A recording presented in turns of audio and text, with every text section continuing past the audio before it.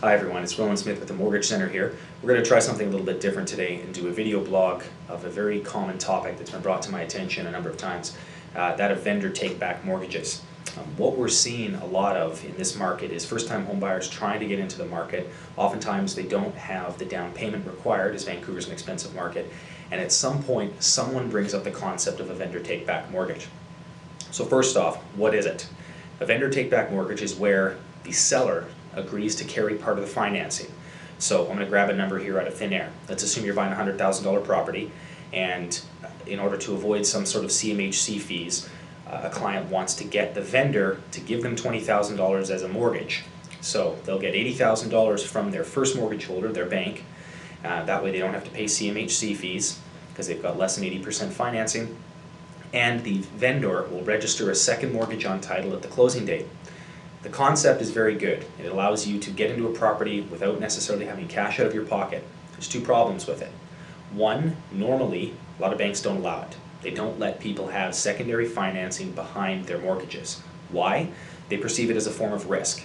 The more debt that's outstanding in a single client's name, the more likelihood the chance of them defaulting is. Second, the vendor take-back mortgage is another liability. It's another payment.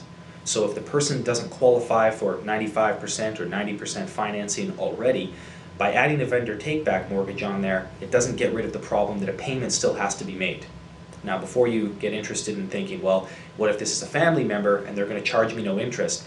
The bank is still going to insist that a payment be factored into the calculations. Vendor take-back mortgages can work, but oftentimes the practicality of them and how they work out is far less appealing than one may first think. A second problem with this is CMHC fees.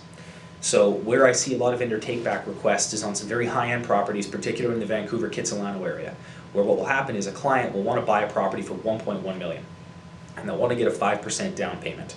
So they look at it, it's $55,000. They don't have $55,000 cash sitting here, but perhaps a property generates substantial rental revenue. And because it's got 3 or 4 or even 5 basement suites, the banks don't give them proper treatment of that rental income. Oftentimes it's because the suites are unauthorized.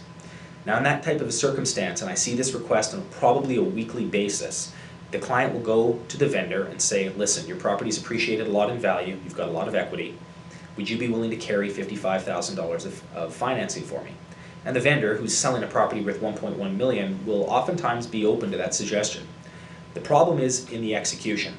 When you get a mortgage with 95% financing through CMHC, there's a 3.15% CMHC insurance premium, assuming a 35-year mortgage, that you have to pay. Now, if you don't pay it out of pocket, and most people don't when they're putting 5% down, that means that 3.15% gets tacked on to your mortgage. So effectively, you're at 95% plus 3.15, you're at 98.15% financing. Now, if the vendor take-back gets registered on there, that means they're going behind the CMHC mortgage. $55,000 plus the CMHC premium plus the original mortgage amount equals financing that's over 100% of the purchase price. Most banks will not allow this. Currently, I'm not aware of a bank that will allow you to register a second mortgage beyond the purchase price of a mortgage, or of a property rather.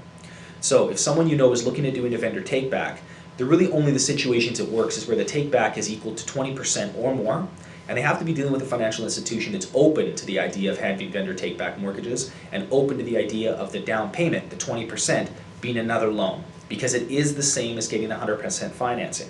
And if you've been following the news, 100% financing ceased to exist in Canada, at least in the recognizable and easy-to-use format, back October 15th of 2008.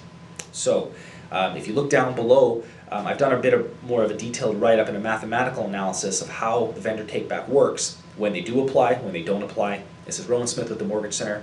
Happy investing.